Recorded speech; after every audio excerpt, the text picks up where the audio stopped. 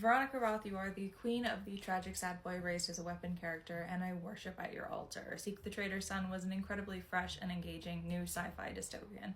Seek the Traitor's Son has some fascinating world building, and I was particularly interested in the contrast between the two nations, not only in how they kind of respond to and view the fever, but in just the way that their societies are set up because of the role that the fever plays in their societies. We have this futuristic, tech-heavy, spacefaring Cedar, and then we have this militaristic, ruthless, yet technologically archaic Talusar that is dominating the war and has almost wiped Cedar off the face of the planet.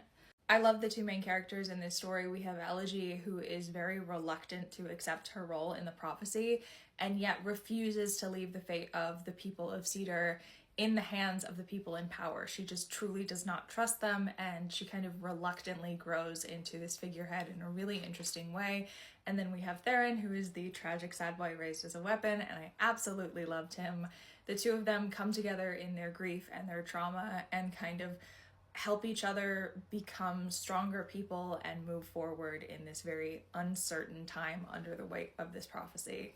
The romance in this book starts as a really excellent slow burn. I love the tentative uncertainty of their early interactions as they try to navigate the complicated history between them. But I think it rushes through the development of the romance a little bit too much to try to align with certain elements of the prophecy. And I just don't buy that really needed to happen that quickly. I think there could have been some really excellent yearning, tension, and speculation, and I was disappointed that it rushed through so much of that.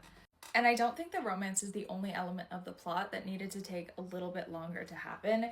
It's hard to say without knowing the full scope of this series, but I was really surprised we get to the plot point we do at the end of this book. I feel like everything needed to take longer to happen, which is odd to say because arguably this does have slow pacing, but I think I just expected there to be more intricate politicking and plotting and just for the characters to have to do more to accomplish these very big goals. I think it's a little bit unbelievable that Elegy manages to kind of act outside of the politics of Cedar as much as she does, with only the occasional conflict that doesn't seem to have lasting implications for her interactions or her actions in the book.